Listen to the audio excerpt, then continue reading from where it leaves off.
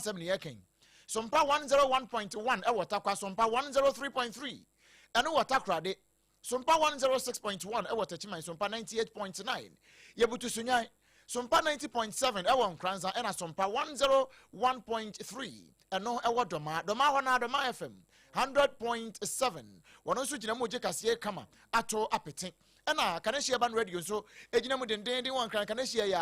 ya wo je nsem ni nyina e de agum kama Afe Kingdom 106.1 FM eno ewo mankasim ya wono so agi kase yi ebo epetien ena afe www.somponline.com so sam dudu na agu wa betimi no akokenkan bie abusua hye na nsoma me se ye live ewo Facebook ne so SOMPA Accra 106.5 live SOMPA Accra 106.5 live ena SOMPA 106.5 FM Accra ni mienu nyina wo hwa ye ne a wo behu yen YouTube no SOMPA FM live ehon so no ye live ewo eho enemo abusia medi di odoma nkoma chia me OBREMPONG-NANA KWAKU AMPOMAH wadama kan hona menka ho na Ghana nkomo ye mfa nsomo ukopie mu ewo atwemanwa beja no of mansinu ba bia me ofa mba Zakaria wodi ni DC yi no kroba akubi o high friends sika na no kure sika mom de na pa anu nti na manfo atimi kwa asase ase ekwa asase ye masase na ya ase wopoten ekotutu sika sanse sika na ho wona nti no akwasha asase tokrom no ma akwatwetwe bi dia ba na sika na fo se no kure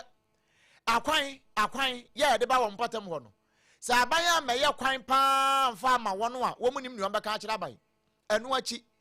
anya hwe kura no anka KG block aban mesi bi kura ma wo de aban se wo nya hwe kura no a ka wo mesi KG block mfa ma wo nanka wo ma wo mo saa se yuton ba si bio se sprinter bus ba ku bi kura mpo no ajanka betimi aye adwuma de ma wo kakra kra twe nkoda yi kura de akosuku asane wo ma ba kura no a anka wo mo de wo mo asem ka nyina nie asem yi ho ama ya ma ne boni ba wa beidu ebo modin abowura mu ekofa ho ne omanforo ho no ekodi nkomo na wa kire se wo mu firi sika na ho nkoda ho no ekowura mpon ena wono makọ suku na nkoda wo mu nya 10 years no de wo mu de wo mu ntimi entwa sa akwan ni nti no wo mu ntimi nkọ na wono makọ akọ suku yi bibiti wo mu tifie yesa akoda no wonya mfinshi adude kro no a ansa no atimi akọwura mpon na no kra mpon wo mu kọ anye abobo ya na ye motorcycle ana motoking ana se bia fidie setafo bia no omote so na akoda ayese bomframa no wote so se faka nyame amfa fie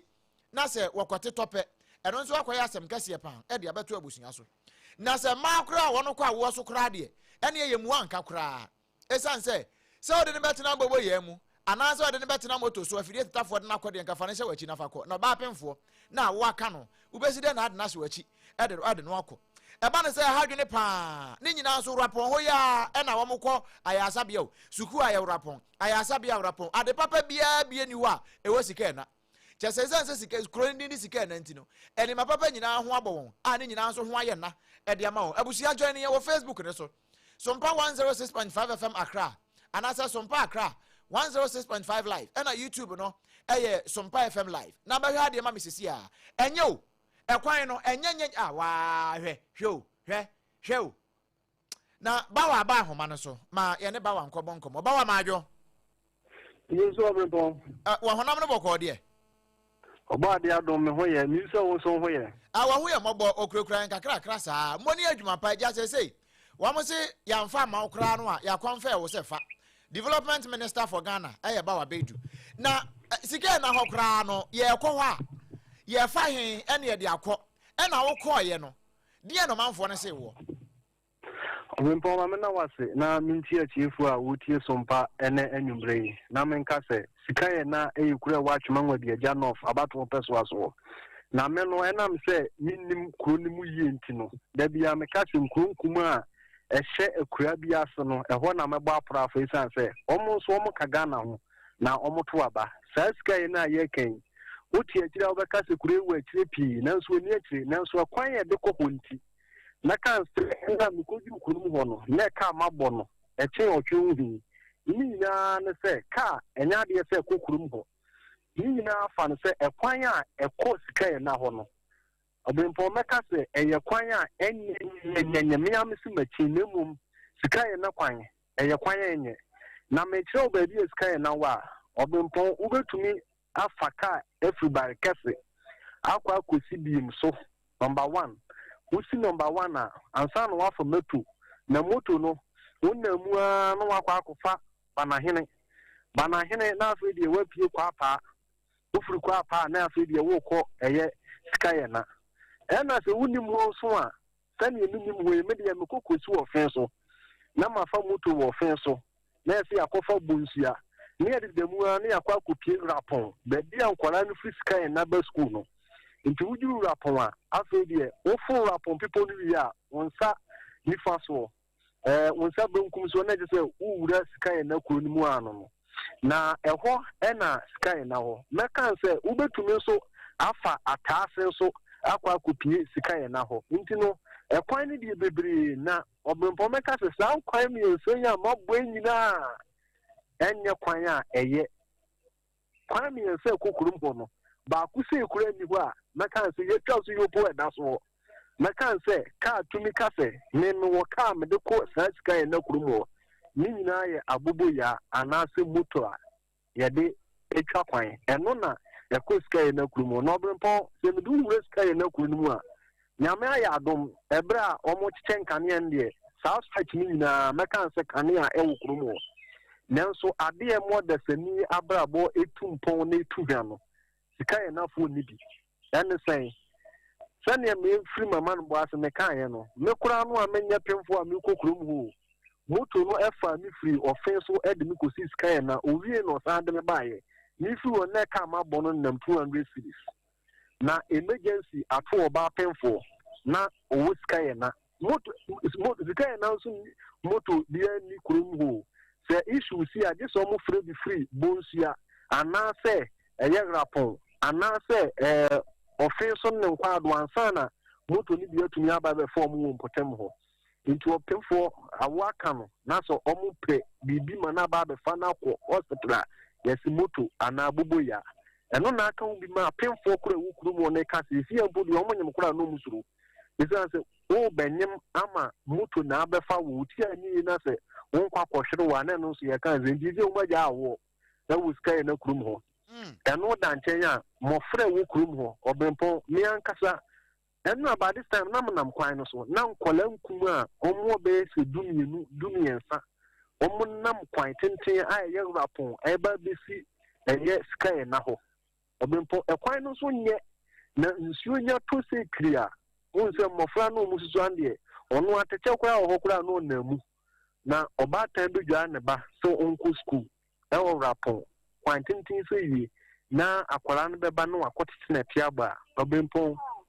ade e sa yi pa no na aka obi ma ade se wo sky na ka se ene ne sade a nkola nkuma no mo mfie ni ensanfie na ekonfie nkono na omo no mu ni ahode obetumi ade atwa sa kwan tenten ene ade ntina aban ma no mesi KG blog du kurum wo mo mpo se KG blog no ntumi nsidia ene yo mbesre mpo ne se ene mini ba zi e wo kuma ase yi omo ne edumu nkasa na ne omo fa ba kom na tum mpo obo sa akure ya ye kan no wokofa wo beka se nipa ni ho omo nyina hye akure na se koko na se na meka se ehon so edumu mo ye kese pa no eye koko no mu bia no kese pa se nkure ya megboyi efri ba na hini krom ba kwa pa ebe wura mu sky na atase wo kai se last week ye kan atase ho asem ewo efidikasi yesuo ehon nyina kuya no mo ye ni nyina so atwemo no de agya no abaton peso ase se timamufo ho every year na meka se sa stretch no so de mpuntuo no abom se bi aso mo nka ho na ne omo sire nyina no se mpempre omo so omo kagana ho ebra so se wo sa ban eba omo sira ban mu wo de se ontumi mesi school dan kora wo eho omo esan so omo susu se kuro ni yekuro ketwa wo de onfa bus di kura meto omo ankwala no obetwe omo akọ na wasan atwe omo aba esan so anya hwe kora no omo so omo to omo anu a omo boa oman mpuntuo no oman kanko ba rekasi grade duru omo pomeka se nuani omo twifu kuro mu de ba no se nuani a omo twi na no enye se ka na di ba o eya abubo ya eni moto na me wo me ka me de akoto sa ekwan we so na ade ba ko a obrempon meka se ya kese ne say before say we beduru rapon no saa kwan na ye ofin so de no bridge bi wo kwan mu ho menka kura ya ka ho asem wo ha bridge bi e wo rapon kwan no so de kokko sisika e na no bridge no se ni esi adane owu afidie no enye se mpanyimfo hunu omate ye nka ho asem kura ya ka mbrebebre ifi a wonam so kura na siki nso mpanyimfo enta ho asem nka omo twen na bibi kosi a afedie no mu dimrika adehye wo sky na ni se nkurunku e twa wo sie nya ne omo kan se omo so omo yi kagana ho na e wo se ebra so se wo so omo ba na omo so omo bo omo nti no na yi tietia ne se ebra so se wo so omo so national cake no omo so omo nya omo chafa di wo ne omo kan se omo nya ya sabia omo nya genagate blog wo afin su kura no omo metwa omo kwan no so wo de se omunya omumetwa so we shaping kama let us say omutwa so nko ade aka beba wa ba be form no baye na so obimpoje so ni adwuma no wa ye adwuma na wiye no ba ya akwa kakura mu ho a che say onu a adwuma ye ye wa nya so fa so na ni tua no baye essay ofra bubu ya so mansu ato abranka ka wo ho ekwan ne yanka o frɛ kura na ka edi wa akɔne aba nti omu de ne omu kan say abaima na omra mebo sky na de sisan say omo bre ni ankasa me ko ho ne de ma ti go mi de me mahu sampa ti mamufo wo sky na omo bre omo so yinipa yo bawa ansana meja wo kra ma wakono wa kyerɛkyerɛ ba bia sika na wo free kwan ekro ho ne ade nyina enkane a wo ho ekwan nye asem bia mete ye ne se wonu omudi nkomo no na ebinum mpo ka se so ba pemfo kra na ide ne be ko rapon ho kra na yakwaje na wo mpo no ukofra abobo ya no kra so wonko eno na ye no kra sa na no de me na mante ne ye obempo so wote ya no kuro ama ka kro so me kokko na nya ka na ye de kokuru mu eye mutu na me de koye itikura ni na nya mutu ba du kra nka abobo ya na nka metene mu mutu ne kokko no pemfo no mutu ne befa no na utokura de ya na unse ma no ye musuru nti omo de ya omo pa bubu ya omo tremu se under seas of things na tese opemfo awo be kanu omo de ni be free e sky na wa kodu rapon no unse rapon no nya kefiem e ho no omo so ano ebi a emu ye den ya no omo abuachi no omo de na ba office ana se omo de na ba barekese ye kwa ye ko ho nyina no obempo enye nti ka anya de ekokurum ho se ka bi be ba ho a ne bia ofu bia bi obeye na de ano behwe ne kokoo efuo bi na se ka da kwan no so a ebe ko sky na ho abade obempo me sa kwan no manante su bebre ne ko bia moto na mefa nti anya de se apemfo ho ne omuso omaja wo na ne no kwa pa na omoka na omuso omaja wo wo enko nya fa no atiri let na nko no akwa akohwe no nko ndi ene sabanda do mo ne se kom o di se na so so akwa no be ko abehwe omo no makọ omo abehwe omo no makọ kura nke no beboa dan so no be fa yi se na bidesum awa ka no ne efure abubu ya so wo mansu ato ekwan nye eye no kura so ne omo ka ne no kura yo bawa mayenase na yemfa yenkomo nkonkon hansa amanebo no Ghana fo ahunu ate na minim se wonu ma wo Facebook ne so nyina so ehwe bi wo ma wo YouTube ne so no the same thing TikTok wo nyina no momra na yede betoto wo ma hwe bi sesi a na monhwe se ne sika na enkomo no etie bawa me na ase na fo ni di akire ne betofo mbia no ya no atasa bre yen why usime da so bon abusia bawa be du yamane boni yoto yan kadifa santimantam wono na se opemso okra de abo ne bo ama no ama bia kana pampa mu nyina se development minister the whole Ghana wan fa mo ne bo enti wokopie mu osika na no ehon nkomo no abusia sika na ne ni akire o se na ba wa akire mu no atwema nwa bia ja no of ha ya ena wo ehon na sabarekase ena ya etire no ehwa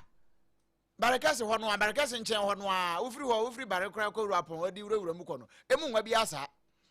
ena akwan a homo nam so no sabe mpreduas obi afichire kura mpo no wagu okota na na me kan ya no obi adwa line no na fichire kota akura mpo no we mu kura nya ya ankwam de ye 3 nanso ye si ye muwa won suku nso so a wo mu ni bi ɛno nso so gye so wɔn san kɔ wurapɔn bio ansana nkwada nje sɛ unya 10 years a unko school na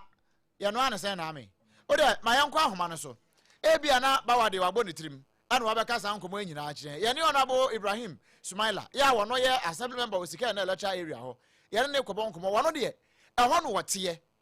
na wakyerɛ yɛn problem no ɛne anamɔ a mpanimfoɔ atu ne ano ho ba mpanimfoɔ de ama wɔn abɔ teme ka so mpɛ fam so de ma adwo ya ma de mpatɔ no ho na mbɔkɔ deɛ kakra yɛn ho yɛ pa yɛ na wagyina baabi pa yi ama me na yɛn ateɛ de sɛ sika na hɔ no ɛhɔ na wodi wɔ assemblyman deɛ nanso ɛkwan no sɛbi moto koraa bɛfa so a gye so ɔkyaagye wo bɛsɛ mpem ha ansa no akɔ abɔwɔ yɛ no koraa mpo no nso akɔyɛ asɛm bio nkwadaa wɔnya 10 years nkɔ n'anim a wɔntimi nkɔ school san sɛ school ni hɔ gye so atwa kwan de kɔ wurapɔn ɛmaa sɛ wɔn agya awɔ san sɛ wɔbɛfa nyinsɛn na wɔbɛnante anaa moto koraa wɔnya bie ɛde bɛkɔ wurapɔn na wakɔgye arehwɛ ne mpomden papa deɛ ɛne wɔn ngo bio ansɛm yi wokeka no nyinaa abɔ mu a wadaworo ma wo ɛyɛ no korɛ yo mɛkyia wo no wati kɛ na yɛ bia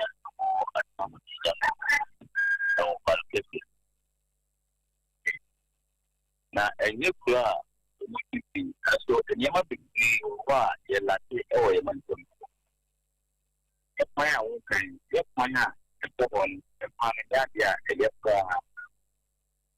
yɛn nso no baabi a yɛdi so sɛ ɔmmɛhwɛ na ɛkwan no wontwa so kakra ma ɔdi kan baa ho ɔbaeɛ na nyame nkyɛade afidie ne sɛ afidie sɛ yɛ ɔmbɛfa kɔ ɛbɛtim nɛ kwan no ɔmɛtama so bi school ɛyɛ adeɛ a ɛda hɔ fo akoma so paa sɛ ɔmbɛkɔ school ɛnso school dan mɛn hɔ baabi a before sɛ ɔmbɛkɔ school gye sɛ ɔmanante extra math akɔra pɔn anaasɛ aba ataase ansa na ɔmɔtumi akɔ school ɛmpɛn fii sɛ ɔba ataase nsuo tɔ koraa na nsuo yiri a sɛ na ɔtwe koraa na nsuo no bɛyiri a nkwala no te fie ɔmɔtumi nkɔ school enti ama ɛha bi wɔ mantam wɔ papapapapa ne ayɛ sɛ kɛ school no te bɛnya up to classroom koraa mmiɛnsa ɛwɔ hɔ no a nkwala a ɛwɔ mantam wɔ nso bɛnya baabi akɔ baabi a ɛbɛboa nso yɛayɛ bɛsi nnɛ yɛnyanya baabi a mmoa bi afiri ba enti kyɛmo busa kakra ɛwɔ mu ani Honorable, sɛ Jawadamo, yeah, ɔkɔ assembly meeting kakra on. Pacha me papa. Wadama, ɛhɔ no assembly hɔ no committee bɛ na ada so. Committee no wɔ development and project. Sɛ ne we kra no ya ɛtɔ da. Yenim sɛ beyond assembly ne deɛ na nso we no kra no development and project deɛ. Ɛho mframa timi bɔ fam hɔ kakra ana. Ɛho mframa timi bɔ fa yɛ hɔ. Ama yɛ nso no baby ano yɛ tena ho meeting ɛsɔgyɛte. Kuro bi a wotra ataase a na wokɔ no. Ɛhɔ no GHS ebi ne hɔ ɛyɛ up to primary. Enti any community no na atena se ne yɛ yɛbɔ apata kakra. Na yɛhwɛ sɛ benya biribi kakra de akusu a. Nkwara no bituma akɔ apata no so kakra kakra. Tinam yɛrekɔbɔ this year ma ne sɛ yɛn ayɛbɔ yɛpata. Ɔmpɛ nkyɛnse a yɛde bɛkata so ma yɛ. Na yɛde bɛkata so sɛ na ɛbɛyɛ a nkwara nso ɔmo nantete ataase ba abura no. Ɔmo nso benya baabi atena asua de ama ɔmo nso asoma dwa ɔmo. Ɛma ɔsɛ okay watena so pam. Yɛhwɛ n'anim sɛ ɔno nso benya kakra nkyɛnse koraa na nanka adeɛ a community nankasa yɛ no yɛde abɔ no so. Aisa na yɛhwɛ scale na deɛ no so no yɛhwɛ ne yɛnya mmoa ntiri baabiara na sɛ apata koraa na ɛsɛ ɛkusi ne twa bread gu so ma nkwara no ɛstate lower primary wɔ hɔ a yɛbɛhwɛ ne ayɛ. Enti we no sika na nkomo ya waka we nyina kyerɛ me. What has been the assurance from the assembly as far as we make sa complaints we nyina no yɛ concern say anamo a wo mu tu e de afa ho in addressing this issue? Well, assembly no yɛ ka ho asɛm a ɛkwan no this yɛ sɛ ɔbɛba bɛtwa ɛkwan no so na time we sɛ nyɛ nsuo si totɔ no sɛ ɔbɛtwa so a nsuo no bɛsa bɛtwa fam nti yɛnya abɔtwerɛ nanka ezo ne take kwa nanka or the great machines about the trap one so e kwa no nya dia eye kra na no benada ya organize communal labor any e de koye and no me no kasa and no e carry communal labor for so esa koye e kwa na so ejuma bio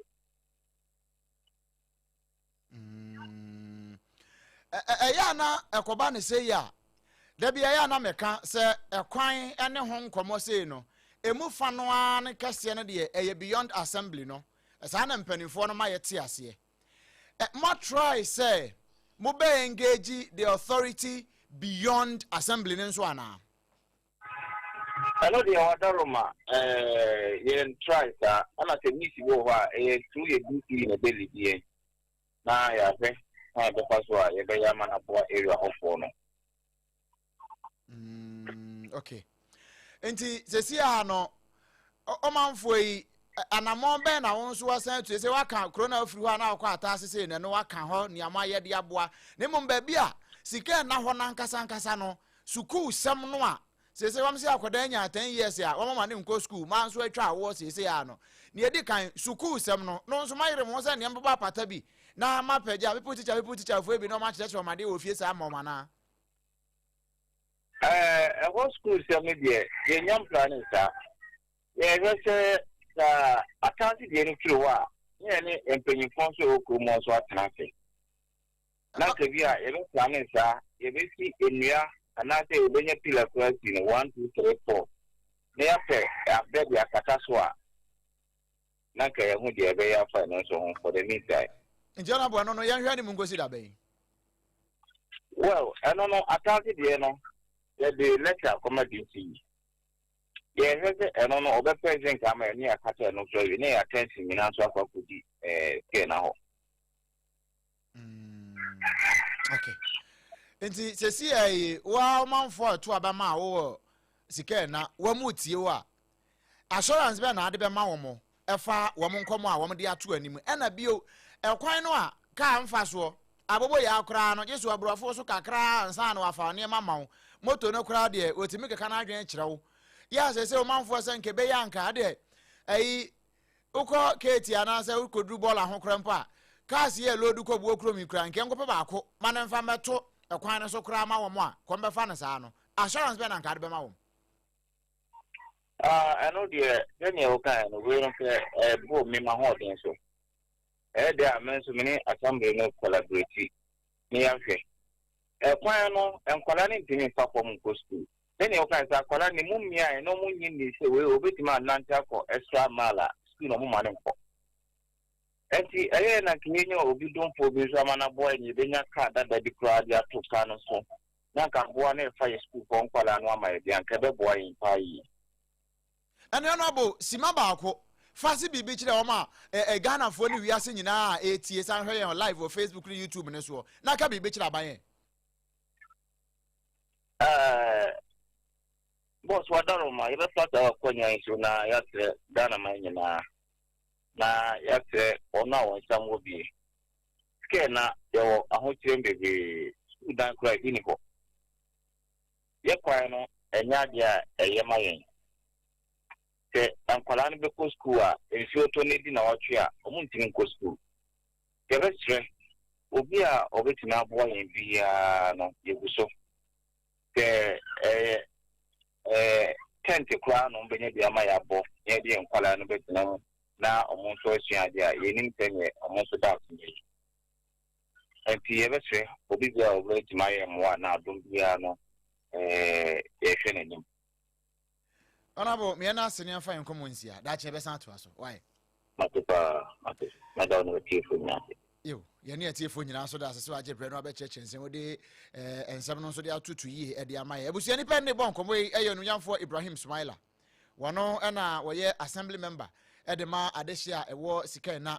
electoral area, and you know, a boy and community. One also near winning for home, and I'm more what you at the Afahono, and waka, and as I was saying. Na sani aba wakọ ho wone wo mokobo nkomo na wo mo so de to nanim ebi nie Kafa unse ye kwanye ye toilet sonye na nkula school ko nsonye omo na mfoma no pamuko omo komo na mfoma bo omo na mfom ene awo kan so so se fin so la pon be ko no tiri be ko no mu ni se fin so na be ko akodu ene se ye kwan na nye na nkula school ko nso eboa na awo kan ipimfo a ba bia wo ko no so kwan nso nye omo aye no ye kwan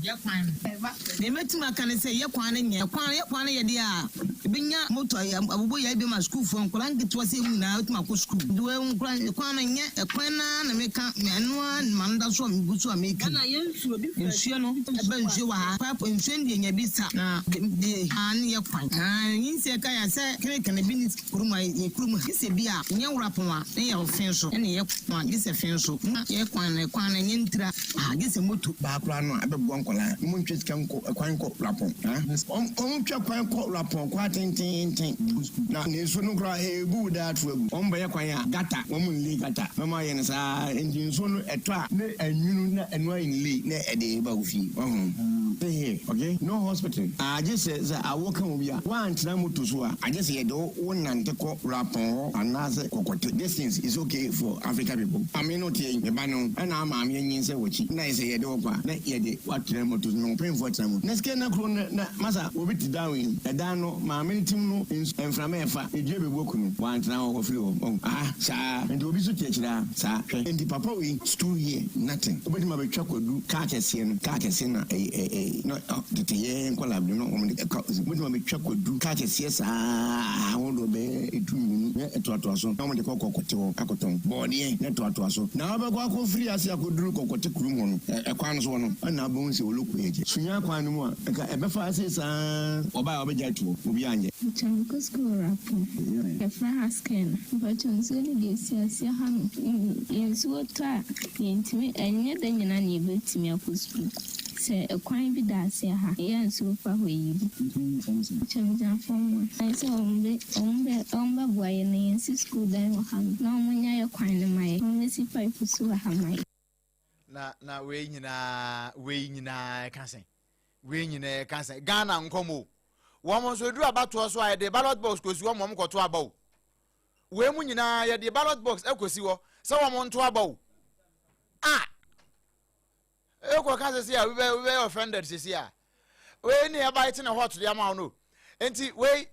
ya sanke ne me ofa mba Zakaria bedi nkomo wo nkomo asemi ho nanso ba bia wo gina sesia no wo twene ho enye yie wo je yeso anim ho but sesia wasan wura ba bia wo tene sanse no wa na nse nkomo we pound na no betumbi esanse na de hia pa wo asemi ho enti no wa na nse wo na no betumbi pa na waka asem no e de afa ho ne kwan ne anamon a wo tu de afa ho se yi aban krache pani nanso ba bia wa ko wura ni nti no wo tene aye ne ya pa nanso wo se brepam so onya tene wi a wo be ono a be frɛ SOMPA na wa kyerɛ ya anamon a wo tu sanse wo no de ye kan ya otu ho anamon na ano de ya ye kan ye otu ho anamon kyesage sasɛm no wante ne SOMPA so wo betu ho anamon sisi ya nti we ya kan sɛ wankasa hakora no a anamon bia wo betu e de aboa masika na ene mpotam wofo nyina nso no musumanya akoma atoye mo no makoma betom ye na bibia atumi aye fine we ye eye enkra sisi a onimnyamfo mba Zakaria me wafa wo de aba e de abeto ye nimu a eno nso yesi so e de ama SOMPA kase ene sika na fo nyina sɛ mudisi wo se asɛm yi wate na wo betu anamon e de afa ho midimafo ba center dawromenti wo bedi ama ye na anwumre yi sanse sɛ wo midimafo a wo di mawo a udimafo no ne asafo awurade nanso ne ode apomden no ene ayadesa ne de ama no no Dr. Erujemfi eno ti ne friend say Dr. Time da sanse wo de bre ne na na ye adwuma enti wo de bre time no de ato yade no so wo tu ase deku ekwa ayema bi yade no de ebodi na fakọ age se de wawuwo nko a ena ade du na kache a wono wonya ne wufuo ena wonsa sabi jimi eno de oye den a wontime nsa saa yade we nko a no wonsa na emom yade bi a friend say yade de wo de kwa wobesa obetu ase ekora kama e de ama wo kwa ema bi enti ya yade no mempese meta abo obodin uhu se wo ho dodo wa komedimafo e ba center na ye nhwe wo na chi akwa wo nkran hapoku ase mayira ena kuma senso ebu akwa agogo ba bi aban school ne won ne di nhwe animu eno nti wo a wobehwe okama ana person ka afre na ubuku appointment ana asa won ne kasa kora ansa na waduru ho je number si won one number 0244 774 282 0244 774 28 mawadro na da ya na apampo taka wasi didi ye ansa na wanom didi ye ne nya aduane bi asa keke ne mum eye just hot kinki anenti wo a woton dokono me pa cho fa koma fa basket fa wo kantan na ko commercial bank na chi wo do me he ya okwa o so pe joseph na kachi ubetu dokono akoton simple ya te obra so nyina de ama na dokono ubetu akoton na tufuo no ye de ma ba akofre Ghana series pe na 3 cities wo de man body for kra wo de to nsuo no mu asa en fa nya hwi bi nso ye no ye oh mama papa kan ho na 1st August ya ye launch ye de no wa ho apam just kenki ye launch se bibia ya ready table no a de besi suo no ya carpenter ne kura bobo awia ye de ho tent ne ho ade nyina ye di 6 street ne so a na we tai kura boto na se wo pia sa as wo simpia ye just what kenki correct one bi hey o de ya no se yamfa makonka ho yamfa hyeto yamfa nkruma yamfa enchenam yamfa de binsi ani wele na sefo nyina nka ho mawo a ye be ne nyina de aka ho kama e de amawo eno nti dwumade bia wudi a wo hia dokono wase no wo a woton dokono na wo pese obetu bi koton no ne nyina ye de ma atufo bo sa fra yen e wo 0256 068 832 0256 068 832 na one yen abonkomo wo mada woroma eno wo maso yasene a ye de kase yi ye de ebre wo afei session bi no ne ya na atro kire se do not open until you are told to do so no ebre na so yemfa ema osisi a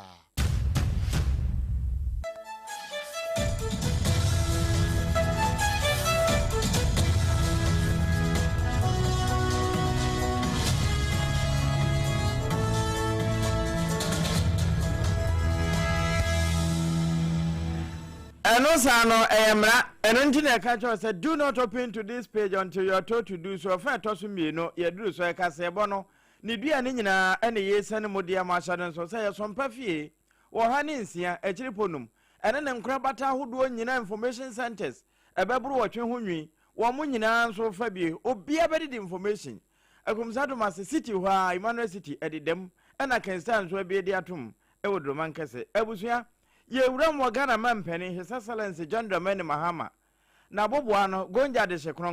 na wakasa ne nkasem na obeche se na no sa adwumade na efa pomuden ho a wo pa ho ntema ewie no wode moto abobo ya abefo de bi kura fridge wo kire ba na ebi no mo se wode tricycle na ebra adokta fo se wo mfa enkonko ye adwuma na se wo mo kwan nyenti ebebi wo mo de betwe banche ene wo mo didi ho nkomo a ene wo se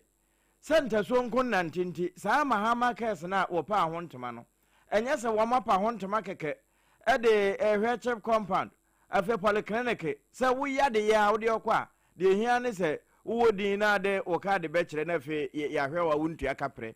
na so we nyina no akade bi sa aka ho yes akade no nhira nka nyame se wo no mu wie parliament fo nso hwe se ya adwempanti wo magye atum eno na Ghana mampani aboso no wo cha se wo da parliament fo ase wo magye atum na eno no nso eye brode a ebe boa ode ama Mahama kes no emfidi ahodo wo de ye adwuma zani ada no eho akade bibia betechema no no wo de asiesie enti wei baba betum nkyere ama dwumadie no esipo.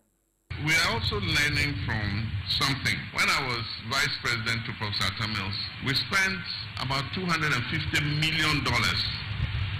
to retool all the major regional and teaching hospitals in this country, provided CT scans, MRIs, X-rays, and all the major equipment that was needed. A few years after that, we found out that most of that equipment was not properly maintained and had broken down, and the hospitals were calling on government again to do another retooling or replace the equipment. It is not a sustainable model. And so we've established a different model for this retooling that we're doing. And so Cabinet has approved the Ghana Medical Equipment Services Limited, which will be a subsidiary of the Ghana Medical Trust Fund.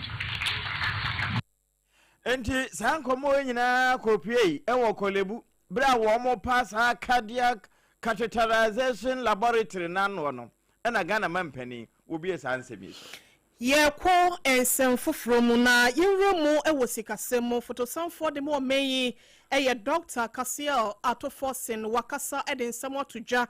ena wo kire sem fimpi mienu ene aduonu mienum bosome ya etwa to okra December ni mo no ena abanya na wotwemu ekure wode hihye bi ba ye sebe ya ebre no na ye wo mo no Ghana sikasem sidi ne ya na etwetwe ne nase ewo amahodo sikasem enso eho afi krampo ne sikasem na toto ape interest rate ho nsem no na ese asori akwakọ gina babia na adwadifo kra besia bo ho nsem no na akwakọ ye den ede ama won manu achi krampo no wo hwe ekwan ya na yesikasem no eho ntotoye ema oman Ghana ye nkoso na etimi egina fapem no a na entimi nkoso ntine wode baye se wonum eba behwe na domestic debt exchange program no watimi dia bane nyina ne se wonum a wode won sika akwa akoto treasury bill wonum a bondo ahodo wonum di won sika hyehye mu ena afempomo mu sika eda banks ahodo se wonum ede mresanti bi etoso no eyade a aban no eya ne se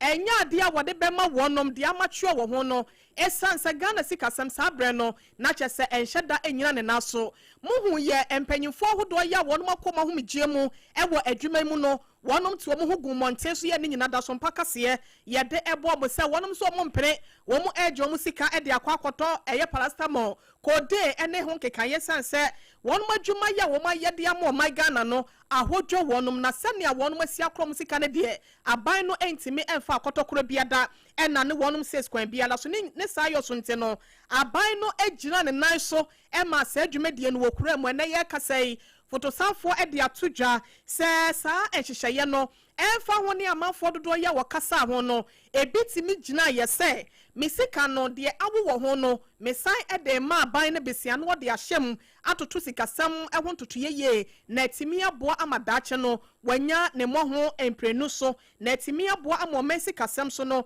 etimi agina ye wonum ye ne sa no fotosanfo kyerese etimi awie peye ama ye kasa wase wonum e ba behwe na foto bi wo ho wonum abose be ya eka ya aka kyerebe 54 billion Ghana cedis no wonum etimi edibi atua no kyerese afi wo mu nko akra no emprenu so e na ba wonum etua ye nkone nkotie ne nsem no wabra wo to anamo no de nani kyeremu e wo mampanyi abedi akire akache 2025 January, when considerable fiscal strain, where the fiscal policy of state had largely been distorted, and so we required fiscal correction. I'm sorry to say that we had to introduce some significant reforms. These reforms, some not palatable, but they were actually needed and required. The options available to us, indeed, if we have to implement the reset agenda of His Excellency the President and Madam yourself, it will mean that we had to take the difficult decision. And so we have been implementing quite. Yera Dr. Kasiel Atofosin fotosanfo de mo meye na enne de mampanya be de kire eden srahwe ekodrum wona boboa no a wode ensemu enchechemu nyina ema no ayede bi nso edan mo na ne kasa no achi no na wasan ede ensem bi eto aso kwan a wonum efa so na wonum etimi etua eka bi a wo kyerese wona wode won sika to ho no enwo ho ya aba ho no wonum efa kwan pa so ede etua mo no kyerese aban yi kurapo no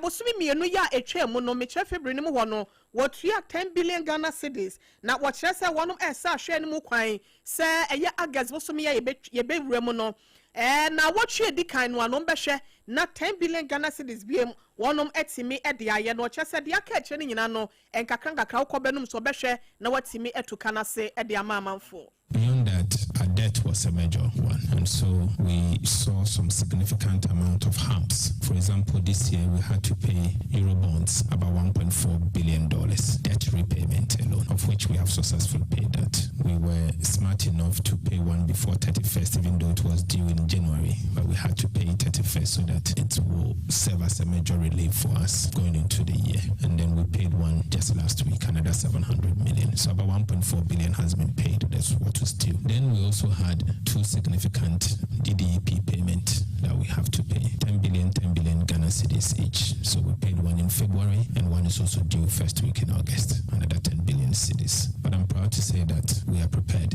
to make that payment because we have built enough buffers to be able to pay that. Next year is another big year for us. Next year alone, we are seeing that repayment. DDEP alone, we have to serve. For 2 years, aban no kyerese wote ede ato ho ama eka wɔdede nkɔfoɔ ɛwɔ wɔnom so Eurobond ahodoɔ treasure bills ahodoɔ yɛ wɔnom de kɔsie yɛ aban mmerɛ bi atwa mu no wɔde asiesie ɔman sikasɛm ntotoyɛ no ɛho sikatua no emu ensɛm ɛna Dr. Kasia Atofosen wɔde to dwa yɛ de bi asomoi abusua sesie ya mene wo kasɛ aban yɛ si ɔsɛ nyame yɛ adom ɛda kyena ɛne ne memenda nyinaa no yɛ de siesie krom baabi a gata mu asisi nyinaa no yɛ koyi ni nyinaa na baabi a osi yebu dan guo yebu dan na to agu asase sa asie ni nyinaa de afiri hɔ dabrese no yɛ asesa ni nyinaa sa ne yɛ nkontomposi defense na kura na yɛde bɛkɔ akɔboro ase a ne yɛde akɔ akɔboro ase kama na atimi aboa yɛn paa ɛno ɛna mene wo kasɛ wɔsoafo a wɔno ɛna hwɛ enkuro nkuma amamu nsam so ne wasan kura hwɛ wɔsomfekuo nyinaa so wɔ man Ghana mu onyanfo Ahmed Ibrahim wo free assurance committee ne so na no wakɔ friends and chefo nhia mu ɛkyena ɛne ne memenda so sɛ ne adwumadie ne bɛkɔ nyinaa no onya abotre akyerɛkyerɛ mu sei of July 2026, communities, residents, and security services. So the security services are taking part tomorrow and they are taking part on Saturday. With support from the MMDAs, so as for you, both tomorrow and Saturday, you are taking part. And waste management companies, all the waste management companies are taking part tomorrow and they are taking part on Saturday. And the time for the exercise is from 6 o'clock in the morning to 1 p.m. on both days. So tomorrow when we start at 6 o'clock in the morning, we will close at 1 p.m. We are doing it because we want to clear and evacuate all the debris that we are going to see. We are not just going to be collecting or desalting the gutters that at 10 o'clock we close. No. The exercise will go beyond the normal national sanitation hours. From 6 Oromnyafo Ahmed Ibrahim ana wakyerɛ enti mu amoka sɛ ɛna yɛ nidi yɛsi yɛkɔ adwuma kora aban sɛ daabi yɛ nkɔtɔn adeɛ na dɛndɛn no wɔsɛ bɔ wan pa yapon enti yɛhyɛseɛ no nsia dɔnko awia na yɛwie na wasan atwa adwuma so na owie ya no wɔkyerɛ sɛ dwumadie ɛyɛ nan no baabi a sɛ transport areas ɛna edwoma ahodoɔ ne entire community ne nyinaa no ɛhɔ na wɔ nyinaa no ɛbɛkɔ ɛno nti sɛ wo wɔ san mpɔtam hɔ unam Watermelon Street ne so a mu nyina ka mo na wɔkyerɛ mu sei nisa hunti abusua fache na ya fidie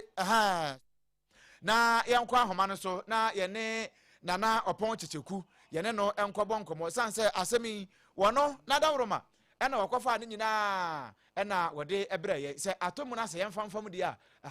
na nana ɔpɔn kyekyeku aba ahoma no so ma yɛne no ɛmmɔ nkɔmɔ nana madwe we do so ehoboko me pacho ehoboko na so aha nso ye na onaja ugina ona bo na ho asam no woka na san local government minister Ahmed Ibrahim se ehoboko na haye de a ene yesa ne okire ne boko no fa ne nyina ma ye gidigidi me da se me kata de ntentropon hye mu a yera Ahmed Ibrahim soafo a wono ana hwe ekuro nkuma ene eye emu as religious body on in central for kasa and wakasa wi na ensem just the moon semno e chen akoso APAM anyum ensem no tuma tibre nyina no e kyerese wo kyerɛ nyame ya adoma mampani bi ato no mo kyerese yɛmfa na mienu wei ɛfa ni sa ye jima so no wo kyerɛ no pa no ntia pepepe ne esi dwumadi na se enta kopum sɛ awia donko na se yewie na ne etienie and one share eka ho obrempong say abaya person ni so busi do chami atete e monte ma prepare monte so when san e tia na so when mraka ho esan say isu branta ma to dan pia e fa manfo te omo niema e ma ebi mu ko ato anana no monte adu eno ana ahye mampani John Dramani Mahama ena wode aba betudwa e chemu say wotina no bia fanso oton adio so we again and in kwa what a year man die but what is so check me no bet me do one shade to be Ahmed Ibrahim a check me dey mu mi what in ye di kan what na ye fiada no abejuma ko bi enu on ma be adwuma amampani akati mpom nya adwuma e ma se be de sie for the cabinet na se de ni bi enu obeko bie enti what check me dey no ye post ni o ye so de ni o we ye fire service ni o we ye weather ni adwuma de bia wudi bia no watching no fast one mo into watching the two of the ama ministries for private sectors. Our Bubo jump for Chimusa, some Pampo, or Chanama Yajuma. Yanina Free and Timubi, Nayamwa and Shekter or Chanano. But say, I want them up from Montejo. So what they are to get Jamusa? I want them to plan in into machine. Extra no pan with open a yard on say. Almost previa. Almost to take at the mono. And Montejo is beyond the training in energy for the 415. In the one mono, and now almost I would say, okay, I have the idea that the answer will not be on point. Don't know what made it work with you. And then toss me, a call a transport union. Muamuton to Tony Chop, you might afford. And so, Anna Ebin Pokra, Muamuton for Yamo with Jum, a jump for, and some Pokra, what you always do yet, Mamuni. But what is our China and then at the China Memedano? Who bet me don't want to say a clean up idea. There you will be. Up, what the whole question they are figure. Or so 1 year. And champion for one tissue.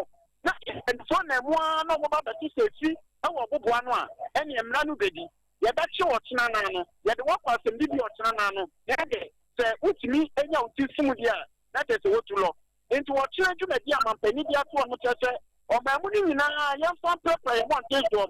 Want to see a one tissue, as you are still a China Medano. So, for no, I'm not share ye, a Kron Kuma. Eddie about the 2 January and Top Wakasa, upon the Pumaki Bray. Mamanebo, Eddie. Mo amanebonesi enti na no sa akra no sa chena no wo ba bia kwa bi krampa na wo kwa yie ana ne memenda no kra wo kwa yie asa yie no na aprapra mpotamo why sa papa e na waka nti se bia se na wo ken wo yie yo kokra so chen na ye prepare mountain shoot ye mamu ni nyina e mamu tie na awia after 1 p.m. no o ko ke betina kwa ko djuma so bia mo woni mo bia no so abo ni tim so obewu china na memenda won twan mi ensese kromu nyi na na pon checheku ni yete ne kan mo nana opon checheku national and international reporter na wade amanebo esom ye ne sa ho nti wopon kro ya san de baaye ebra na onimnyamfo Muntaka Mubarak Mohammed wonin santwerefo bonkomo na we kra no wodi kampo koka wa assurance committee nanim na wapon na gina ho ntia ene wawie no san fra wapon de to nanim se asem we de wo sisu bio na waka e de atoso bio ene se Ghana ha se ye nyina ye di we international national ammunition and small arms distraction day enti we no ma ekita tuo ne tutia so wan nsere wa so na yensi ho no ya amanji ni nyina no amanji ni nyina wo se ni nyina ne saba ya o de wa we o ma twatwa so nyina ya ne ana wo me de atuduro gunpowder egumu no a we na no kwafa asem bibira santrafo ni bi no ebi ni o ena egugu ho nti we egugu we ba se we de ana aso na bu so but ana na manfo ka se so but still wo mu gusu a wo mo se no na eno na honabo wo de nsem tu dwabra wo mo hye no no wo hye senti a wo mo hye no. It's Small Arms Destruction Day. Ghana joins global community in reaffirming its commitment to peace, security, and the rule of law. This armed destruction ceremony is more than just the destruction of firearms. It is a clear demonstration of our determination to protect lives, strengthen security, and preserve the peace that defines our nation. As Ghana's first president, Osajifo Dr. Kwame Nkrumah wisely stated, the forces that unite us are intrinsically and far greater than the superimposed influences that keep us apart. This timeline's message reminds us we onimnyamfo Muntaka Mubarak Mohammed triple M ya wono Ghana ha afisam no wona ehweso enti abusia behwe etu a omaje wo Ghana ha nyina eno amode agu table so no wo mbetwaja atumahye no ni nyina kan ya be se be 110 ena egu ho no a wo mo ba be hye no no we nyina ye se ye de boa ama United Nations Small Arms Destruction Day Ghana de ne ho ahye mo bie no ye tu ase kama abusia enya se bi etuo na bi wo ho ayeboni o na emom se enkratasam ni ho na obese mfikyire ho na ato no na ma yebo ma wo a eno eneti amra eba ne sakura de fa koma mpanimfo na enkrata ese wo mo ye wo ho no wa kire wo asumese bente na ebo ma ame na wo ma ye fefefe e de amaw na eni kwanse wo mo lanse senso na se de wo maji we no na ye twagya de atum sa dwumadie na ase ya na oponcheche kugina ase a ensem ni nyina wa marketo akora nsofo mu a wotase baaye no executive secretary Edema National Commission on Small Arms and Light Weapon. Yewra Adam Bona. One also address one more Timmy free one more pim. Ade sa a toy near to Tiana by bears a pim near Chile. Ya, one month one day here lances Safon in Ansono, one lances or my number near and some fata, and not one much to me. One also dear, what it was. The program provided thousands of Ghanaians the opportunity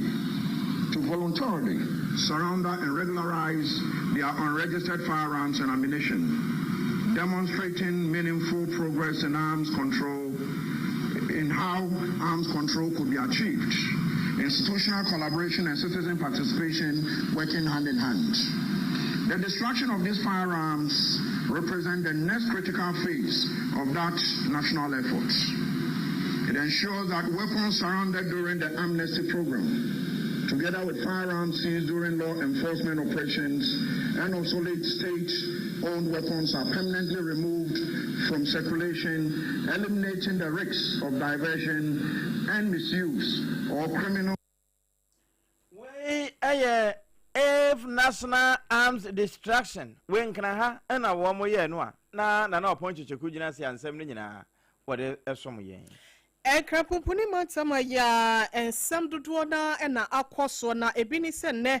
anohoba ɛbɛdwa ko mekyerɛ committee of assurance no wɔnom ɛtena se na wɔnom ɛtwe dɔm ama wɔnom aba bɛhyɛ wɔnom bɔ ɛne anohoba nsɛm ɛde ama wɔn sɛ bɛyɛ nneɛma ahodoɔ yɛ wɔ ɔman Ghana mu asɛ no mu a ɛnkɔyie ɛmfa matemamufoɔ sɛ ne yɛsɛ na ɛfata no wɔnom ɛtumi apɛ ne bɔbrɛ ɛde ama wɔnom ama ɛtumi ɛgyina yie na emu baako ya wɔkɔɔ nipa ne mu bi no ɛyɛ mansoafoɔ ya wɔ no yɛde na gyina ewie mu bɛbrɛ ɛho nsɛm ne mu nsesaeɛ ɛnso ɛho ɛwɔ ɔman Ghana mu asɛ no obi si ne ɛwɔ minister saa wɔ ha ane ebi wɔ ha paa ne din ɛde Alhaji Baba Seidu Isifu nene wokopie committee nanim no ena woche se ekeka kobe se na woche ene ne nan nie no ensu brantam ya chese toye ema ensu yiri efefa o my Ghana emiamia hodo no wose enya ko eyewie mu nsesaye ena yebetimi ede ahye ne ntimo obi ntina se ewo ne ntokua mu baabi anase ne ntwodom na wonka se ane nsu obre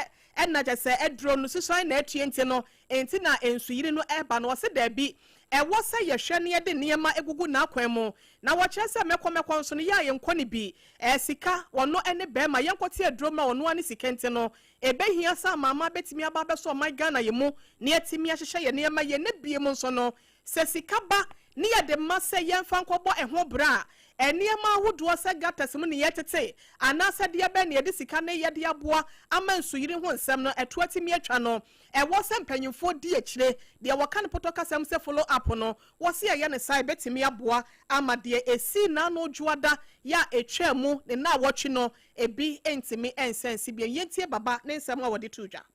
We all know what happened to us 2 weeks ago or last week. You know, we had serious downpour that destroyed properties, destroyed livelihood. And so they wanted to find out what is the role of my office. And clearly when it happened, I had an engagement with His Excellency John Dramani Mahama, who asked me to kick in a climate emergency resource mobilization track. That resource mobilization track is supposed to take advantage of climate financing, funding opportunities across the globe, you know, to augment government efforts. And as of yesterday, I signed close to 50 different proposals to different institutions with the hope that between now and to Monday, I should do up to 100. And we are hopeful that from that angle, we'll be able to mobilize money to support government efforts. Climate change is a reality. It is there. Alhaji Baba Seidu Isifu wano any Minister of State in charge of climate change and sustainability wano nanu disem nana oponche kwene wanom ekwatena se no wakotena nche bia woche edebre ya yede asomo anu ntina Ghana fire shock price say hey papa no ho wono na hate ne nka no wakasa since last year wono no na eno na soafo a wono so wo hwe ayi awrokocha so e wo man Ghana mu mi ofa Eric Opoku wode atoja say wo mu aton amo entosi wo mu nko waga bio do ma ha ya akra benya bi wo se waga yanko bio na nkampesi akọ Niger ana wo kwan fa na sani aban de niam papa egu akwan mu sani ebe ya amo entosi ebetimi aba na abuso e wo manga na mu no enye bi ni wode nsem wo nyina atudwa e wo assurance committee na ase a na na pon chikuta siri nyina de baaye. We have started working on that challenge and we have bent on reversing that story. We have put in place a lot of measures. Within the next 3-4 months, the results will be out there for Ghanaians to testify. 3-4 months automatically. Within the next 3-4 months. This is another big assurance. This is another big assurance. Now we are anticipating glass of tomatoes in the Ghanaian market in the coming months. And we are thinking about how we can get processes to update from our families. From the interventions we are going on. And we have not even done with our interventions. Mr. Chairman, we are doing a lot of solar-powered boreholes around the country. Solar-powered boreholes. We drill the boreholes, we put the solar power on it, we pump the water to the... We are only for Kopoku, one hour quarter, so Adriane, and Kiayo, and some sort of mine gun, and Muno didn't say when you're not to John Watches and Cre. As somewhere I am to a mine, say, Ye ko waga, ye ko Nigeria, ye ko fa, and to sin in your manema sadia bano. Ya no hydrogen pan. Now so I buy you bet to be a abwa, I must say, waga, ye nkobio, o de ya kodoma, ubehunu sentosi, a bupa. Enyado manko, Tiobodomu nyina, ya kraso nso ka ho, na abusia. Yoro Kopoku kuro ye no, waka nsem bi fa nkokon kitenkita na ano wo mo che no ho, na nsana me nkwa asantemamu. Na abusia ansana yabekwa asantemamu no, Yoro Kopoku se, na ano nkokon kitenkiti ya, wo mo echeche ye. De ya ne yapa nse bi no ma send video e de aba. Unum san nkokon wo mo we. Anka wo munya nyine kura se wo mo etumpo na campus ye wi aye binum brothers akwa wo no ebinum de ye nkwan na yewura Kopoku ne nsema wo bro so bra na wo kasa wo dwumadie na ase a no wo chese eno sei ha no pa na unim ma yenkwa santima mu mra busua na fe yenkwa kwa mewiredu ho eda onza na no dwada wo ba bese yense wo manhia de chamso ho no na adaje ne puso atifi anafo emfimfini ne apoe ne atoho nyina no edoma kire so sei ewie no wo se wote se wo bo din bi se na na makunadu a wo de me yenko na fe ententem yenkonko tie se de ehon nsem no etie na eda no enegina ho a obetumi aboye nsenimu ye se ne kunadu ko ye no bonsu na eba beteto ano ana asesen ya eda kwa bo Madezu APAM. Na sadia ya mpeni nkase ahemfunchini ya na ebi didabi echi se enye duru asantema mu se ya ene ehu sampa ya duru mamu amamre ne amane etimi todwama yenya bi esua na no ubebo ye nso se ewo dechem so ho wo mu ya amamre ne amane eyi sante hima kire ene de no nso a ekọọso no eye de ya twa homfoni kire So APAM amemna sabi already come from yai. If you na no duada na yura ebo ye nana ama busu edunya ode betira asanteman na eno koye asanteman dudu na etisa isanse na dudu na nim se diala e ba no na na yura etna se no we di kan December ko na mi dupia ede le nim na owi we no na ori ba do tudwa se so se ekwan a wo fa so a wama yana na mabunsu abaya na enye ono anko na dwene nemu eye na nanum penufo a omotwem ebekese no nemu ewu akofo eni na nanum ansamafo na aka bomu na ombeso da ye se etini wei na osu omususu se yewa edi bo na odikire asanteman a obu na abedi atu emena yeye sebe na yi na yedi ho adresse yehu ya eno na nam so ma when na nanum nitia na dia bo de share na dwoni mitirimu no abada no de ache asante na yehu de ekosui enti yewa wiye no na ke ye me ni se dia yewa obetuna se ama na ama bu di fufu krai mankase aba petubo na nsoso odiri die ma na nkase trese oye oba timi a oba edutinu na so no nkase mu ono bibinu a eso mititu na okokosu na na utuya mu ama na mahima ahima na mahimfo a omo enne betena fi wo tutu na dimechi ebori yoyo ediko na amabunsu na tena ya eye asante ma tena ho ma odinse kwatu mi seyem ebo na baso se romanimo ani ababa ani atransfer ntiro bi no na fi so wodi etro Ghana fu nyere na santife nyere ni se di abayi de sabe no Ghana fu nyere ni se bi pegu no amanya na amamla akabia efese woye no ono obaye na abiripemu so etumi awie peye etuwere na eme utufo etrase no ensamba ko a wokan ede fa ho no na enu mo kura no na dasebe utufu bo oteso emienu eye gabere ese ene wono so edibedi obase na onne dem a obobo nso anase omoche na si ewo gabere eno mpoto mu nyina no eno mu nyina ba ne fufu fika eno nyina ede ba ho na nyina kire se ko da yewu ase se wabodi no di obo ye no nso no eye ono yewu da asebe no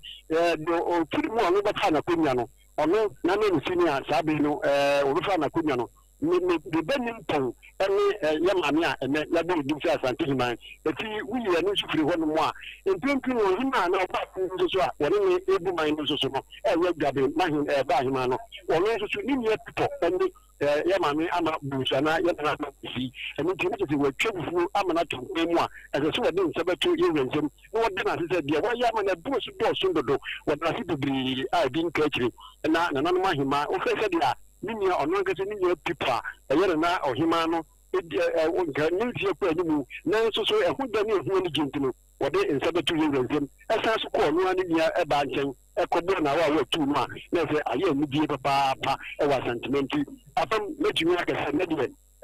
anye atrase aye bi kura nimu ye wa asebo se emepenu ni dia kidi ye mamre nya mande a ikatwa ese janafo na se for the one, Emily to me, Emily Pemuno, or Bedality, and my mouth was so about the Tina or my Bobuano, and the so ye, the Catuan cry, which me, and then which me, I can say, a Fabiano, to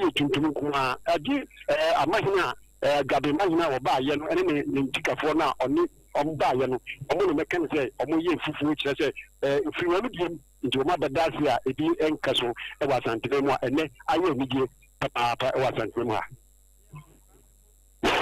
Enya asanteman ko na nani age wiase nyina ni age bi esan se yesua amamre ni amane na bere ko animu no nso edakoro potia won be hye ni bibia betodwa no kwa me ya memfa nkame yetiefo ye na wase nyimre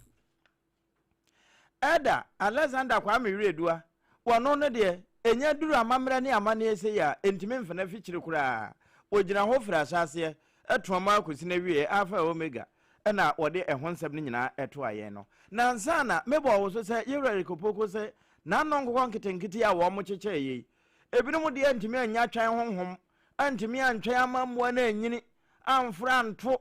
mankosua no kura wo manto bi ani o wo masase ewe nkokọ no na de tie di okan. Mr. Chairman, these are some of the stories. Now, the difficulty we had with some of the regions, especially in the eastern region, some of the farmers who benefited called me and said, Honorable, our beds are ready. We are not getting the market. And I said, oh, look, we can find some market for you. So we spoke to some of the processors. Some of them had to move cars from Accra to some of the regions to go and buy the beds. But there are also stories that we can also share. Some also decided to kill and eat off. In fact, they were even sending me videos that, Honorable, we are eating everything. But this is not meant for that immediate consumption. We just wanted people to rear them, sell, and reinvest so that. Wow. Enya ne kwan ya fa so de ma mo se munya wo mo nwi wo mo sese ya o. Munwen wo mo na wo mo ntoto, mon ton wo mo nkosua ne bi. Eno achi wo mo aye ntwopan no, mon tonton bi enidi ho. Enya sese ya munkun wo mo nwi. Yewra Eric Opoku. The oya hwehwam de no ompepa ne nsakwa anu nti wonom se wo ma hya se wo mo hwe atesti afese wo mo de kwadwama so na se ebeye dama ne bo no ayede na yefiri wo no yefa ye nkyire mu ewo achiamehene ya wo no ewo mrohye bedwam yewra right honorable Abasumana Kingsford Babin na kache penyi ya kasa kire se adedie ya wodi se mrohye bedwam achiamehene no eto da bia ya na ne hu dwane dodo chese MPP for ne NDC 40 chiru ya wonum do so wo no akwa yese ball bo ekwo bienu etise the Continental Club Masters Accra House of Folk never sat down till the bones are rotten ɛna afei so krɔbea arefre asante kɔtɔkɔ wokuma apem bɛba ɛneɛ ɛduru sɛ wɔnom de kɔbɔ ani a na mente me ho ase ba na ɛsɛ ntɔkwa no a asɛ ho ɛsɛ nkwadaa bi ɛna wɔn mu gum na hyɛ badwam hɔ wɔse ɛbasa na ɛha adwen amanfoɔ ɛbrɛ ɛne wɔnom nneɛma yɛ a ɛhia wɔnom wɔ asetena mu enti a wɔnom kɔtɔ santen de to aba eyi saa na hyɛ badwafoɔ yi wɔnom beduru hɔ a na akɔyɛ sɛ meeko ɛde ama mama nyoko NDC ni ano wɔko de ama NDC MPP ma hyɛ badwani a wɔka da bia no sɛ bɛyɛ na mama nyoko betimi agyina yie enti na wɔko na mmom sɛ bɛyɛ atemamufoɔ yɛ wɔto aba ma wɔnom deɛ wɔapɛdeɛ ɛne wɔhwɛdeɛ yɛ a wɔhwɛ anim kwan so ɔbɛyɛ de ama wɔnom ɛwɔ wɔ aboboa no wɔn pɛsua so no na wɔato na saram ɛde egu baabi ɛno na wɔakyerɛ sɛ saa bɛyɛ ɛkasɛ no nipa mpa de anka nsesayɛ mmra wɔhia ɛsom fɛkuo mu akandifoɔ sɛ bia imamfoɔ anaasɛ asɔfoɔ animpɔfoɔ no nanka wɔnom nso so abɛtenam na ahyɛ badwam sɛm na ahyɛ badwafoɔ wɔse ɛbɛtumi aboa ama yɛn ankasa ne yɛn tete yɛ pa ɛnneɛma ɛsɛ fata deɛ yɛ papa no yɛtumi anya ɛde ama temamufoɔ na afei bia mu kurampo no wɔse nka yɛnya nananom ahemfofoɔ ɛso aba abɛka ho a wɔse nka no so ɛnya adeɛ a ɛnka ebi a ɛbɛyɛ bɔne kwan so nte no wɔse wɔhwɛ anim kwan sɛ ɛnkyɛ bi asɔfoɔ nom sɛ kwanya no bɛda hɔ a mo nso mo nkɔ kura mu bi sɛm na hyɛ badwa akɔnwa no yɛpɛ sɛ yɛpere bi nanso na nakɔmfoɔ nom so wɔ hɔ wɔnom pere bi a na nakɔkɔ bonsa na ano ada wɔka sɛ wɔba yɛn ho deɛ te ne sa yɛ so wɔba wɔkyerɛ sɛ ɛbɛtumi aboa yɛmammerɛ ne yɛamanneɛ ho ntotoyɛ yɛ a yɛto atwerɛ nɛ yɛkoma yɛamanyɔkuo no yɛbɛgyae ne yɛapere yɛdie ho nsɛm ɛde ama yɛankase adehyɛ wɔde nsɛm yi ɛto dwa wɔ aberɛ a na the Church of Pentecost wɔnom National Development Conference yɛ a wɔde hyehyɛ so ɛna wɔkɔ gyina aseɛ sɛ kasamafoɔ panyina right honorable wɔde nsɛm nyinaa ɛto dwa sɛ. In fact, I'm one of those campaigning that in the constitutional review we should include the religious leaders and the traditional leaders in parliament. And that's where the true leadership is, not we the politicians. Because when the people get up and they're in trouble, they don't go to the politicians first. They go to their religious leaders, either Queen Mother or the king, or they go to the pastor, and that is where they go to cry. And you have to provide the shoulder. They only come to politicians when it has to do with politics. Yet, we go and impose ourselves as the leaders of those societies. How can we mobilize them to develop the nation? I think we need to take this on board. And I want all of you to be involved in the Anodi semya echegu ye eya chiame hine ya wono ewo mrashe bedwem right honorable Abansmana Kingsford Babin ne de ene twegu ye no. Sa adwuma de ekro na no na onumnyamfo Ahmed Ibrahim na wate onti speaker kasa nyina no no that na wo boni trinko pa na wo wie ye pe no se ne mira waka de ama menya no boko wo se aban te konomti na wono mo ahwe aye database bi a abusuma wa Ghana ha nyina yade om nyina abekọ database ni so enti kobiri yaba capture no ana akọ kumisa dum ase a ne ho no ano nso on be capture afi miami nana abna kran ne de se on be capture de atoso correct ana ofata de ya ketua bi ehye no ho ahoyi ano se on be je ni nyina on be capture nyina database ni so na o kan ne say Honorable Chair, the Minister of Local Government, Chieftaincy and Religious Affairs has set up a working group comprising officers from the Chieftaincy and Religious Affairs, Policy, Planning, Monitoring and Evaluation, Research, Statistics and Information Management, Directories to create the database on shrines and other religious sites in the country. The exercise will be supported by the various regional coordinating councils. And Honorable Chair, we for Ahmed Ibrahim. Na wo wie no anu wo kire konumti no wo madwuma wo ba baye ene sa database ya mbaje abosom no ho details nyina de akogu database ne so no eno ne ayanhwe ne mu mfiri mu. Or don't you think that you need to know records of most churches and the traditional African religion as well as the shrines that we have in this country? This is the way we discussed it. When he asked the question, I came to approach him. So you could see that he has a good mindset. But the nature of shrines will have to be agreed on. That is why a committee with a multi-sectoral committee with expertise has been put in place. So a shrine can be a pen. It can be a photo, a picture. It can be anything. And these are spiritual issues. The lawyers may disagree with you. So we need to have a very firm foundation as to what a shrine is. Are we believing that it is only where a shrine that is house, or a shrine that is in the outskirts of the town, or a shrine that is in somebody's pocket, or a shrine that somebody wear before they wear their singlets? wow nti obi o betimi kura hyeda akwa akotwa ayi se ayi abai se nka me bata career hyami na wo bi ahyeda de me ato se obiri konfo na hese na makunko nti hoi na wo bi ahyeda de me akọ na nso nya saa wo me nya konfo na nso wo bi ahyeda de me picture akọ se me konfo na wa pe wa doma nkoma hran na de ato ho na wa design de me ato ho de pada gumi wo se kofi na wa de me kọ na wa de akwato de tabe so akọ gisika enya saa ayi ti dan kwa fom adwuma no bi ekura na akodum ti fo ne ba be won be kwa fom obosom na ozi e wo hen ehempa se kura be yi aba am ya hwe sampa bosom we etumi wo ma na etumi nim ni ahwe ne ehunu sampa ni ama nyina gugu na kwa mu kama eno ho nkomo eno aba ma yensa da busua shanenso se midimafo ba center di ma yen ama ne ama nyina akoboko na jo sort kenki ama aduane papa ne bi adie do kono papa no ama ne ama nyina atimi akoboko di ama yen wo ma da roma no wo ma so yasene a anwumre yatena se the hot bite any hot bite kase no ye ka bom kama e de abrewo ye nye nkrato atawu ye ba ye beto akase ne so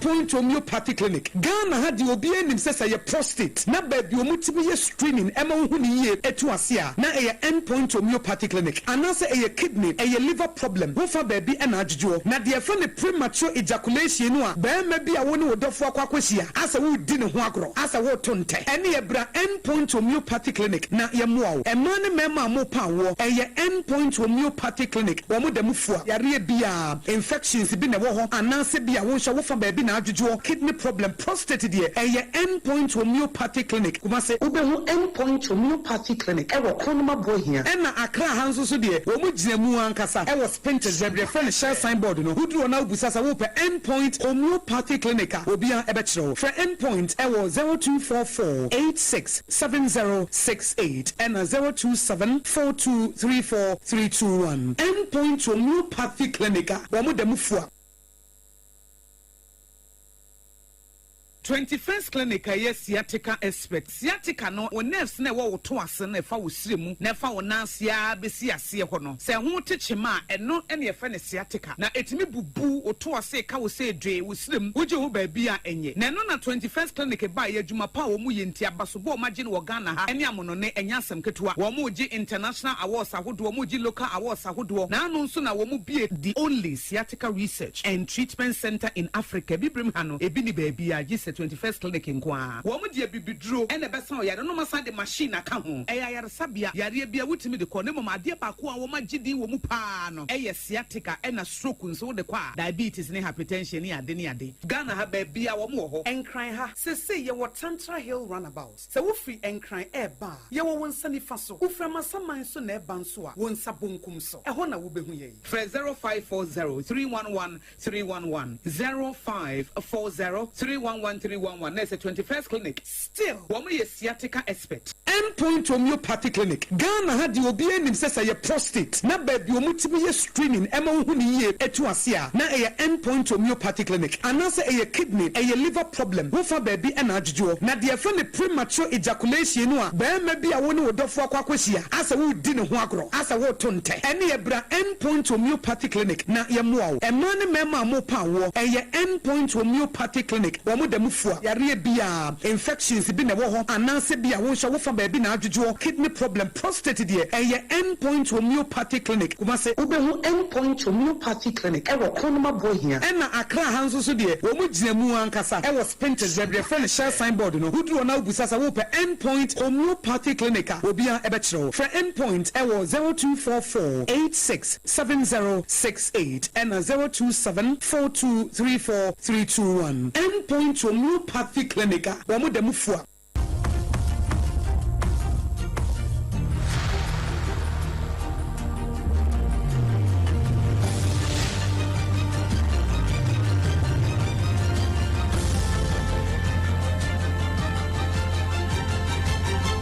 SOMPA TV Emma Aketiapa ayano kure Emma Aketiapa afei ya den sam no kwa akɔwie ɛwɔ amanɔne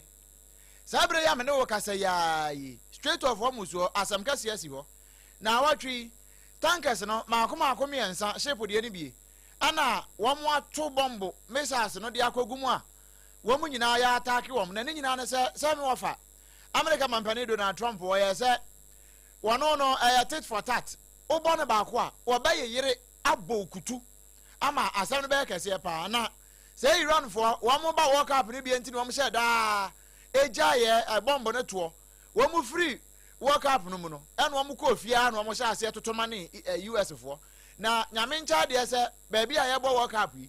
ɛne yɛ bombo na ho mframa baako koraa nkɔfa hɔ nyɛ sɛ nkɔma di awu paa ɛno nti America foɔ nso soma bi ɛde kɔma Iran foɔ na sɛ America foɔ na de wɔn yɛ ne sɛ tankers no a ɛne nam ɛpo ne soɔ a wɔn de tank wɔyɛ tank ne bi ba no wɔn na ɛmo wɔn guard wɔn create kwan foforɔ ɛde ato hɔ musunum yɛ ɔfa kaa sɛ hɔ mu straight no wɔn bie straight foforɔ de ato nkyɛn ɛno na nkurɔfoɔ ekɔ bɔmbu mu mmiɛnsa wɔn kɔto bɔmbu gu mmiɛnsa mu no na Iran foɔ no se wɔn mo kasi so dua se ɛkwan a yɛ safe a no yɛ kwan a Nyankopɔn koraa gye atom sɛ mo mfa soɔ ɛyɛ baabi amba bɛfa hɔ so de wɔfa mbetu atoɔ hey wɔsɛ mo yɛ den mo bɛfa saa hɔ ne nkwa de mbetu atoɔ na mo nim na mo kɔdi America foɔ na akyi dia ɛne wɔn mo nto bɔmbu na nkwa America o wɔn bɛto abapo no so obi a obedi America foɔ no wɔn mu nsuanso biara no wɔn nso mbedi mu nsuanso na wɔn ato bɔmbu no de aka o ɛno na sese me ne wo kasa ya ɛnam so ama oil gas ɛne cargo ship a wɔn ne nam saa mfafra mu hɔ nyinaa no wɔn nyinaa sasa wɔn akyi sɛ agya me kɔtwam dua no ma nya ntwa sɛ be mpradua sɛ me pioto ɛnkwaka wansam hɔ enti so wɔbɛkɔ na wakɔ akɔgye ne wo deɛ ɛne ɛyɛ sɛ nsuo mfa masan no anse wasan na chi bɔkɔ na ne traffic no ba kɔdi so wɔ homus wa na akɔdi so bɔkɔ abusua ne efiri Iran ɛne US foɔ ntɔkwa no mu banie we nyinaa yɛ ka nyinaa no Israel foɔ nso yɛ wɔ map wɔn mo so wɔn ne Lebanon foɔ no a baabi a Hezbollah foɔ ne wɔ no wɔn no mu nwie yɛ na sɛ wɔn mo twom mu mmiɛnsa emu baako kɔ Lebanon na emu mmienu asan akɔ America foɔ ho na wɔn akɔ akɔyɔ de amasa Ali Khamenei na ano yɛ wada na wɔn de ne kɔ ne kurom kokosie no na wɔtwetwa mu no mu no ɛno mpo ne ya mpo ana ya wo ya ɛno wɔn de ne kɔ akɔsie no nti wɔn twɛn a sɛ wɔde mu nkɔfa Ali Khamenei nkɔto ba bi panwie munya ne tu ba bi ewie sɛ ekim na mo san mo akyi aba kwan so na wɔn de bɔmba ahyia mo na mpanimfo edi anim nyinaa no wɔn asoma wɔn nyinaa wɔn akɔ Khamenei nkyɛn wei so na yɛ gyina na yɛde kaseɛ no ne nyinaa asie midimafo ba center na edi ma yɛn ɛna Jos Hot Kenke ɛma yɛ kenke no papa ne bi edi yɛ wɔ Sompa 106.5 nkran ha deɛ no Sompa 93.1 santimantam Kumase wɔgye yɛ ɛna afei Sompa 101.1 watakwa 103.3 watakwa de 106.1 ɛno watachiman ɛna afei 98.9 wɔ Sunyane 90.7 wɔ Nkranza 101.3 ɛwɔ Dɔmaa ɛna Dɔmaa hɔ na Dɔmaa FM 100.7 ɛfa yɛ Kingdom 106.1 wɔ Mankasim fa yɛ kada hyia ban radio gye yɛ saa nso na Damfapa radio France ahenkro Paris mu ɔno nso fa akaseɛ no nyinaa bɔ pete yɛ ma Ghanafoɔ nyinaa nso enya bi etie ne kama ɛne amonɔnefoɔ no nyinaa no obia enya bi kama paa ɛma ne ma nyinaa kɔ bɔkɔ abusua wɔn madawromenti Asempa tre dwumadie no yɛbɛyɛ yɛ a bretu ba ɛne bɛma tenten wɔn nyinaa ka St Augustine ho ɛma ayɛ den nsɛm no nyinaa brɛ na yɛsɛmfoɔ Prince Ataboakye ne kaseɛ dɛmfoɔ nyinaa so bɔ ekidom ama yɛre kaseɛ na brɛ wɔ no apesmaka de hyɛ de kaseɛ no nyinaa brɛ wɔde ado begu ho asɛw baadefoɔ no mimidin wɔdoma nkoma kyeame OBREMPONG-NANA